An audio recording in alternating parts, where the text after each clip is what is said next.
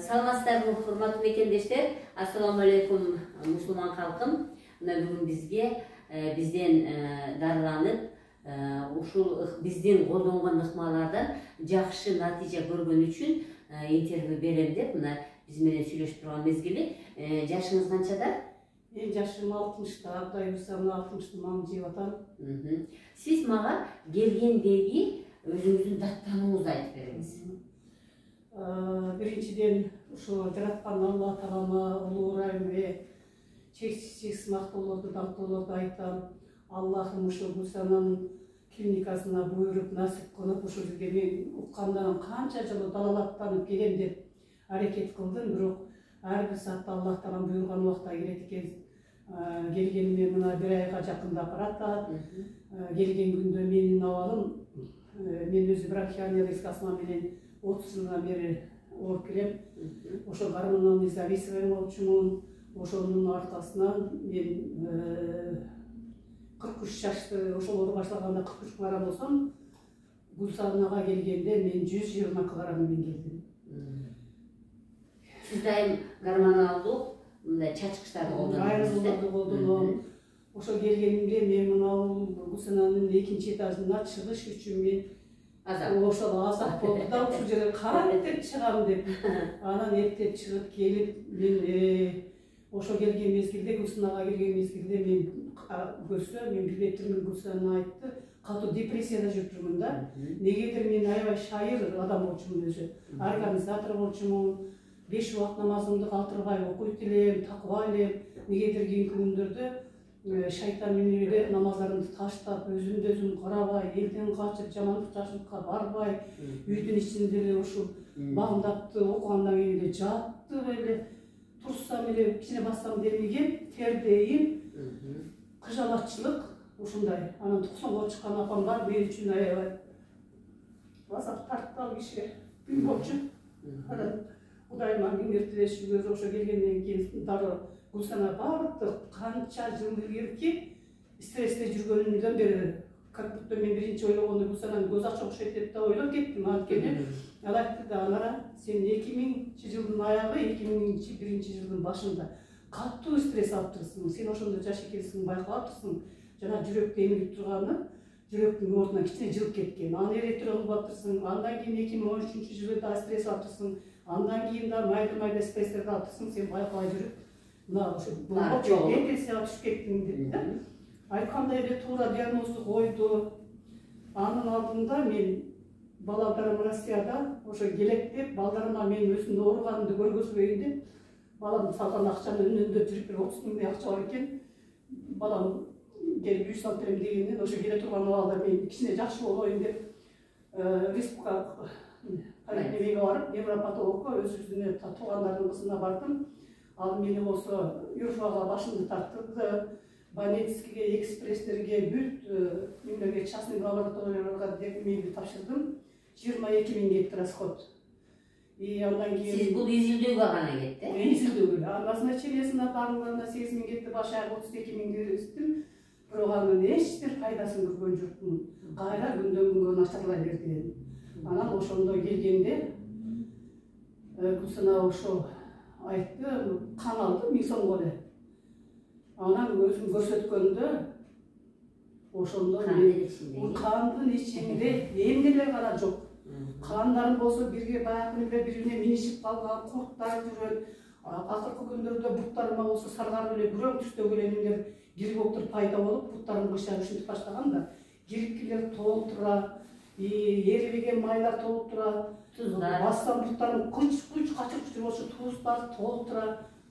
Мен ошого ушулга буйруган Аллахка чексиз ыраазымын. Гүлсанага жеткиргени мен абдан алтыным сага чоң себепчибиз чындыгында. Мен андан башка дагы Гүлсанага бир ооруп жүргөнүмдө ошо барайын деп, звонить деп өзүм менен сүйлөшүп, элдин батасын алып жүрөсүң, интернеттен көрүп жүрөм, алтыным ишиңе ийгилик, элдин кызы бол, ушу бата тийсин, бала чыккан менен ушу биздин мандайыбызда бол, сен келиңиз деген. Анан ошол буйруган убакта келди. Анан бүгүнкү күнгө эмне жакшы жагын сездиңиз? Өзүңүздөн эмнени сездиңиз?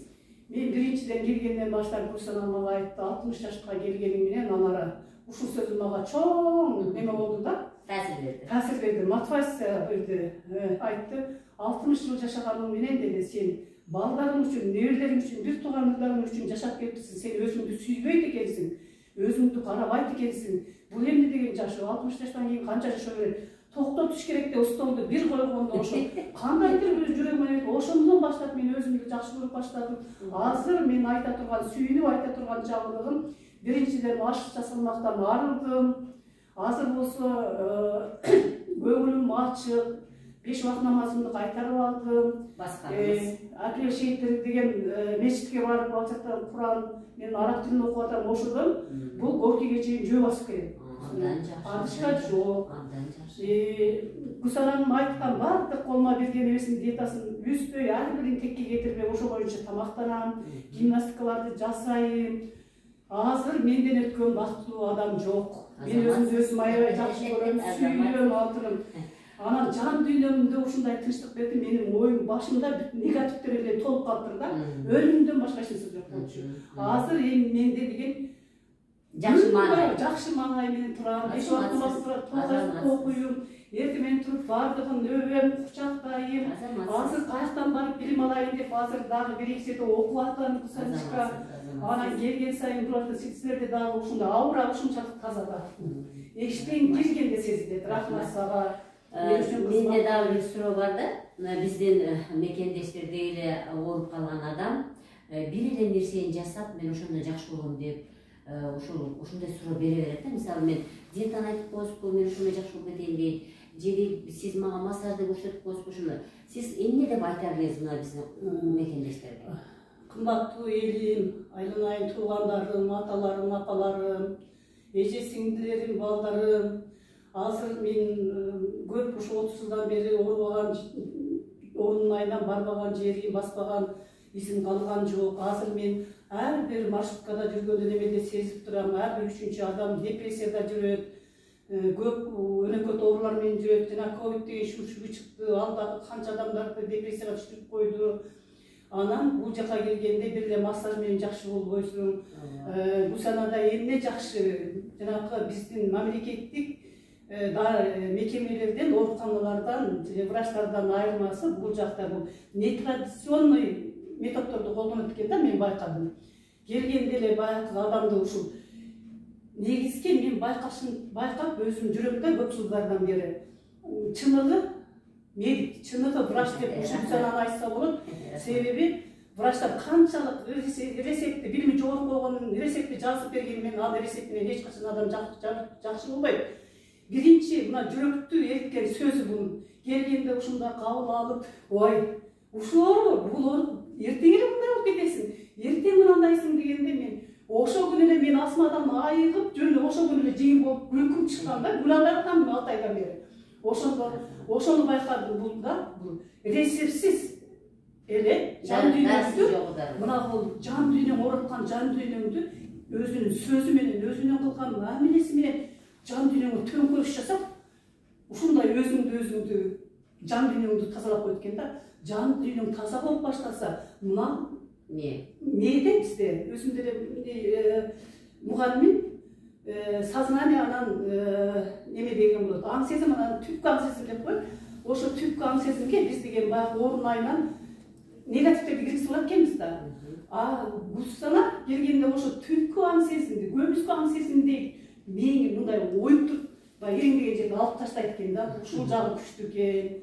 Ошондо ушул сөздөр менен андан кийин 10 күн массаж алдым. Массаж алганда Гусарага дагы жолу рахмат. Бул коллективге, массажга дагы ушул такыбалуу, ушундай жакшы ниеттеги кыздарды алат экен да. Мен Нурчан деген келинден алып аттым. Ал дагы такыба, урунгон, ал дагы ошол массаж жасаган сайын Кудайдын шариаттын немелерин айтып берип ушундай неме болду.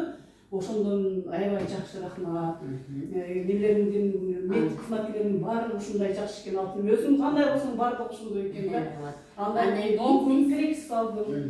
Андан бештилер баягы байкалат экен дагы. Өңүм тазаланды. Мен алкаш аялдардай болуп калганмын. Өңүм күндөн күнгө тазаланып, өзүнүн өзү эч кандай массаж деле кылбайм, эч кандай мелдер кереби да колдонбой эле. Анан ушундай өңүм тазалана баштады. Анан дагы калай калкым силерге айта турган нерсе, мен намаз окуйм 5 убак, Кудай алдында айтып атам, буттарымда жанагы анализден көрсөткөндөй кириккилер толтура болчу. Ошол последний время мына 3 айдан бери оң жак бутумда чоң бармагым менен 3-чү бармагымда күрөң саргарган эле катуу нелер пайда болуп, анан биягында да пайда болуп ушундай болгон болчу да. Анан өзүм дерматологко да барайын деп аткам. Анан Гүлсенага айттым, ушундай дерматолог барсың десе, пока кое тур деди. Анан последний время көзүмдүн зрениясы эшикке чыкканда 100 метрден адамды маршруткаларды көрбөй бараткан. Мен сукур болуп калат окшойм. Себеби астматиктердин акыркы стадиясында кээде баягы дарылардан көз сукур болуп калган адамдарды турмушумда кездештирип көргөнмүн. Ошондой болуп калат, окшойт деп негатив ойлор бар эле. Анан айттым, Гүлсана Алтынчка мага бир жакшы окулистти таап берчи деп ушинтип сураган. Ой анара бардыгы постепенно болот. Окулистти эмне кыласың, акчаңды кетирип. Тура тур, шашта сабыр кыл деди. Анан айткандай эле, мына 2 жума болду. Бутумдагы баягы кириккилер жок. Жок кетет. Кичинекей күрөң таккан. Мен Кудайыма Аллахка шүкүр. Анан кийин жанагы мен айтайын дедим. Көзүмдүн зрениясы. Bir gün ellerden giyin, eşke uç içeden çıktı. Çıkıp öyle bayağı korkup, dağı, ne bulam deyip çıksam bile. Eşik bir başkaça göründü, başkaça göründü böyle. Ayakta gelip kan, 17. tıra üstüde de göründü. O şunday suyunum. Suyun böyle mıylap bana nasıl etti. Ne zaman? Onu, Allah beni жақсы көрөт экен, сага рахмат барам, мен сенин бардыгыңа ыраазымын. Ушу Гүлсенага алып келип, ушу акчаны кыйнаганыңа ушинтип Гүлсенага рахмат, мен сага ыраазымын, Аллахка ыраазымын, балама ыраазымын. Демек, сиздин айтууңуз боюнча бир эле нерседен жакшы болуш мүмкүн эмес, э? Ошон үчүн жакшы болуш үчүн комплекстүү. Эми мен бул жактын кандай настырный кырмаганын айтып берейин, Азамат.